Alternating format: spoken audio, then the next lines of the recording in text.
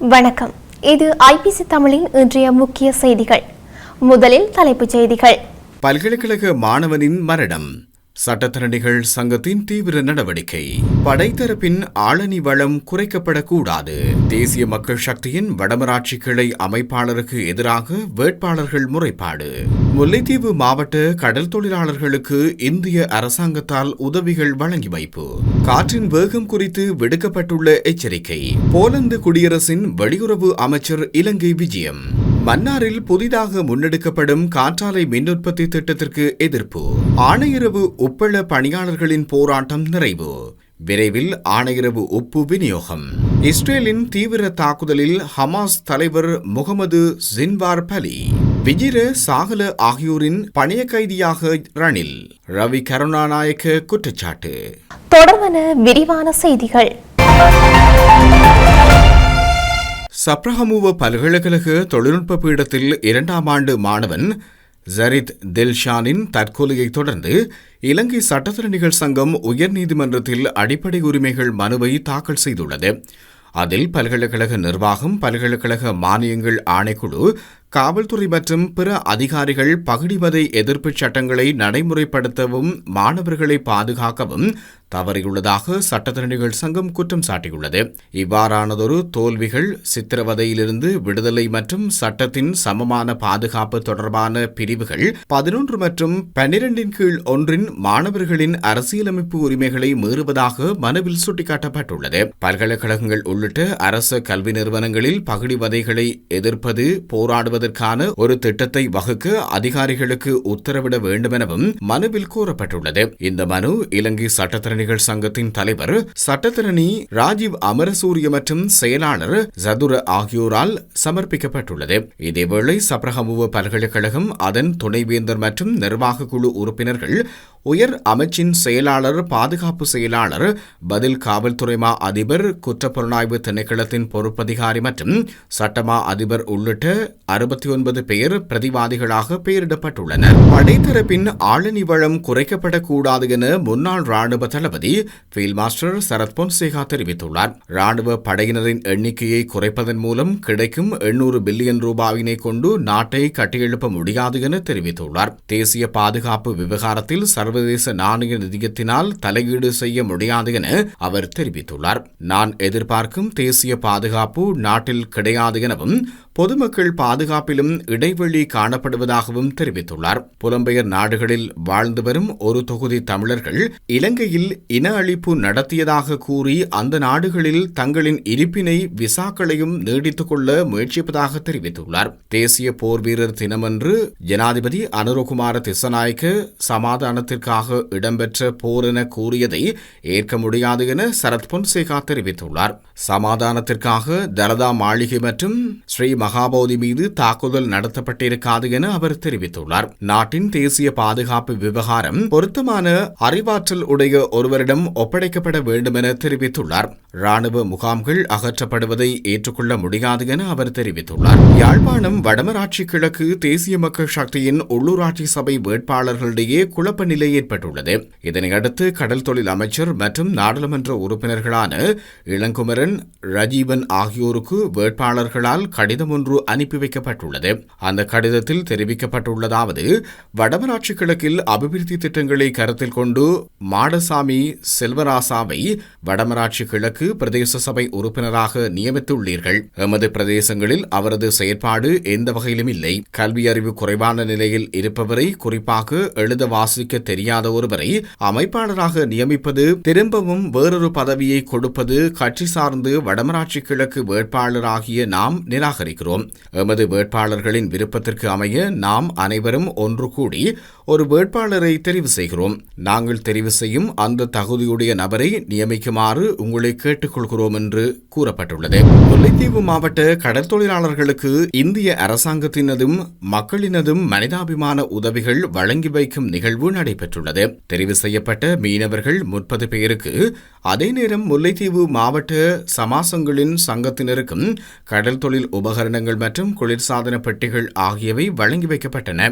இந்த நிகழ்வில் பிரதம அதிகாரிகளாக கலந்து சிறப்பித்த இலங்கைக்கான இந்திய உயர்ஸ்தானிகர் சந்தோஷ்யா மற்றும் வடக்கு மாகாண ஆளுநர் வேதநாயகன், வன்னி மாவட்ட நாடாளுமன்ற உறுப்பினர் திலகநாதன், மாவட்ட செயலக உத்தியோகஸ்தர்கள், கடல் தொழிலாளர்கள் ஆகியோர் கலந்து கொண்டிருந்தனர். காற்றின் வேகம் குறித்து வளிமண்டலவியல் திணைக்களம் அறிக்கை ஒன்றை வெளியிட்டுள்ளது. சிலாபம் முதல் புத்தளம் மற்றும் மன்னார் ஊடாக காங்கேசந்துறை வரையிலான கடல் பிராந்தியங்களிலும், காலி முதல் ஹம்பாந்தோட்டை ஊடாக பொத்துவில் வரையிலான கடல் பிராந்தியங்களிலும் மணிக்கு 40 தொடக்கம் 50 கிலோமீட்டர் வரையில் வேகத்தில் காற்று வீசக்கூடும் என அந்த திணைக்களம் தெரிவித்துள்ளது. இதேவேளை குறித்த பகுதிகளில் சில சந்தர்ப்பங்களில் மணிக்கு 60 தொடக்கம் 70 கிலோமீட்டர் வரையிலான வேகத்தில் காற்று வீசக்கூடும் எனவும் வளிமண்டலவியல் திணைக்களம் எதிர்வு கூறியுள்ளது. போலந்து குடியரசின் வெளியுறவு அமைச்சர் அதிகாரப்பூர்வ விஜயம் ஒன்றை மேற்கொண்டுள்ளார். ஐரோப்பிய ஒன்றிய சபையின் தலைமைத்துவத்தை போலந்து தற்போது வகித்து வரும் நிலையில் அதன் வெளியுறவு அமைச்சரின் விஜயம் முக்கியம் பெற்றுள்ளது. அவர் மே 31ஆம் தேதி வரையில் இலங்கையில் தங்கியிருப்பார் என்று இலங்கையின் வெளியுறவு வெளிநாட்டு வேலைவாய்ப்பு மற்றும் சுற்றுலா அமைச்சகம் தெரிவித்துள்ளது. இந்த விஜயத்தின் போது போலந்து வெளியுறவு அமைச்சர் ஜனாதிபதி அனுரகுமார திசநாயக்க மற்றும் பிரதமர் ஹெருனி அமரசூரிய ஆகியோரை மரியாதை நிமித்தம் சந்தித்துள்ளார். அத்துடன் வெளியுறவு அமைச்சர் விஜித ஹேரத்துடன் இருதரப்பு உறவுகள் குறித்தும் பேச்சு நடத்தியுள்ளார். மன்னார் மாவட்டத்தில் புதிதாக முன்னெடுக்கப்பட்டு வருகின்ற காற்றாலை மின் உற்பத்தி திட்டத்திற்கு பல்வேறு தரப்புகளினால் எதிர்ப்பு தெரிவிக்கப்பட்டுள்ளது. மன்னார் மாவட்ட அபிவிருத்தி குழு கூட்டம் நேற்று 28ஆம் தேதி இடம்பெற்ற போதே இந்த எதிர்ப்பு வெளியிடப்பட்டுள்ளது. மன்னாரில் கனிம மணல் அகழ்வு முன்னெடுக்கப்பட மேற்கொள்ளப்பட்டு வரும் செயற்பாடுகளுக்கு எதிர்ப்பு தெரிவிக்கப்பட்டது. பொது அமைப்புகளின் ஒன்றிய தலைவர் சிவகரன் கனிய மணல் அகழ்வுக்கு முன்னெடுக்கப்படுகின்ற நடவடிக்கைகள் குறித்து எதிர்ப்பு தெரிவித்ததோடு இதனால் மன்னார் தீவில் ஏற்பட போகும் அபாய நிலை குறித்தும் தெரியப்படுத்தி கனிய மணல் அகழ்வுக்கு தமது எதிர்ப்பையும் தெரிவித்திருந்தார். இதேவேளை இன்றைய தினம் இடம்பெற்ற மன்னார் மாவட்ட அபிவிருத்தி குழு கூட்டத்தில் கனிய மணல் அகழ்வு குறித்து முடிவு எடுக்கப்படும் என ஏற்கனவே தெரிவிக்கப்பட்ட போதும் எவ்வித தீர்மானங்களும் எடுக்கப்படவில்லை.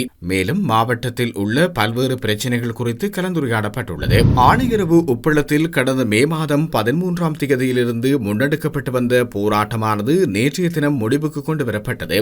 உப்பு உற்பத்தி நிறுவனத்தின் முகாமையாளர் MKP துவான் மன்சில், உப்பு உற்பத்தி கூட்டுஸ்தாபனத்தின் இயக்குநர் சபையை சேர்ந்த நந்தனன் ஆகியோர் நேற்றைய தினம் போராட்டத்தில் ஈடுபட்ட பருவகால பணியாளர்களை நேரடியாக அழைத்து பல மணி நேர கலந்துரையாடலில் ஈடுபட்டிருந்தனர். பாதுகாப்பு உடைகள், மருத்துவ வசதிகள், பணிபுரியும் நேரத்தில் நோய் தாக்கம் ஏற்படுமாயின் மருத்துவ சான்று பெற்றிருப்பின் அவர்களுக்கான முழுமையான ஊதியம் போன்றவற்றை வழங்கப்படும் எனவும், மேலும் தொழிலாளர்களால் முன்வைக்கப்பட்ட 10 கோரிக்கைகள் நிறைவேற்றப்படும் எனவும் தெரிவிக்கப்பட்டது. ஹமாஸின் ஹாசா தலைவர் முகமது ஜின்வாரை தமது ராணுவம் தாக்கி அழித்துள்ளதாக இஸ்ரேலிய பிரதமர் பெஞ்சமின் நெத்தன்யாஹூ தெரிவித்துள்ளார். அவர் ஹமாஸின் மிகவும் தேடப்படும் நபர்களில் ஒருவரும் அந்த குழுவின் மறைந்த தலைவர் யாப்யா சின்வாரின் சகோதரர் ஆவார் என நெத்தன்யாஹூ கூறியுள்ளார். மே 13 அன்று ஹாசாவின் தெற்கு நகரமான ஹான்யூசினில் உள்ள ஐரோப்பிய மருத்துவமனையில் முன்னாலும் அதை சுற்றியுள்ள பகுதிகளிலும் முன்னெடுக்கப்பட்ட இஸ்ரேல் ராணுவத்தின் தாக்குதலில் முகமது ஜின்வார் இலக்கு வைக்கப்பட்டுள்ளார். இந்நிலையில் இஸ்ரேலிய ராணுவம் அங்குள்ள ஹமாஸின் நிலத்தடி உட்கட்டமைப்பை அழித்ததாக கூறியுள்ளது. எனினும் ஜின்வாரின் மரணத்தை ஹமாஸ் உறுதிப்படுத்தவோ மறுக்கவோ இல்லை. 2023 அக்டோபர் 7 அன்று இஸ்ரேல் மீது தாக்குதலுக்கு மூளையாக செயற்பட்ட ஜின்வார் கடந்த அக்டோபரில் இஸ்ரேலிய துருப்புக்களால் கொல்லப்பட்டிருந்தார். 600 நாட்களுக்கு முன்பு ஹமாஸின் எல்லை தாண்டிய தாக்குதலுக்கு பதிலளிக்கும் விதமாக இஸ்ரேல் ஹாசாவில் ஒரு ராணுவ நடவடிக்கையை தொடங்கியது. இதில் சுமார் 1200 பேர் வரை கொல்லப்பட்டனர் மற்றும் 251 பேர் பணைய கைதிகளாக பிடிக்கப்பட்டிருந்தனர். அதன் பின்னர் ஹாசாவில் குறைந்தது 54,084 பேர் கொல்லப்பட்டுள்ளதாக அந்த பிரதேசத்தின் சுகாதார அமைச்சரகம் தெரிவித்துள்ளது. முன்னாள் அமைச்சர்களான விஜிர அபேவர்த்தன மற்றும் சாகல ரத்நாயக்க ஆகியோரின் பணைய கைதியாக ரணில் விக்ரமசிங்கே சிக்கிக் கொண்டுள்ளதாக ரவி கருணாநாயக்க குற்றம் சாட்டியுள்ளார். ஐக்கிய தேசிய கட்சியை ஒற்றுமைப்படுத்தி அனைவரையும் ஒன்றிணைக்கும் நடவடிக்கையை ரணில் விக்ரமசிங்கே மேற்கொள்ள வேண்டும் என்றாலும் கட்சியில் இருக்கும் ஓரிரு நபர்களால் ரணில் விக்ரமசிங்கே கட்சிக்குள் பணைய கைதியாகி இருக்கிறார். ஐக்கிய தேசிய கட்சி ஒற்றுமையாக செயற்பட்டிருந்தால் கொழும்பு மாநகர சபையில் ஆட்சியை தனியாக அமைத்திருக்கலாம்.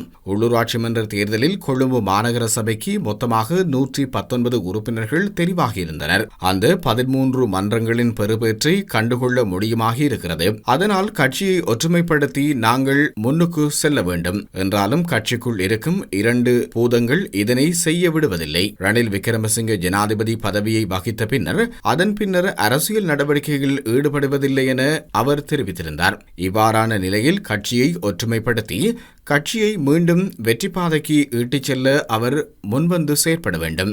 ஆனால் குறித்த 2 நபர்களால் அவருக்கு அதனை செய்ய முடியாமல் இன்று அவர் கட்சிக்குள் பணைய கைதியாக இருக்கிறார் என ரவி கருணாநாயக்க குற்றம் சாட்டியுள்ளார். இத்துடன் இன்றைய முக்கிய செய்திகள் நிறைவடைகின்றன. தொடர்ந்தும் செய்திகளை அறிந்து கொள்ள IBC தமிழ் நியூஸ் என்ற எமது யூடியூப் பக்கத்தினூடாக இணைந்திருங்கள். நன்றி.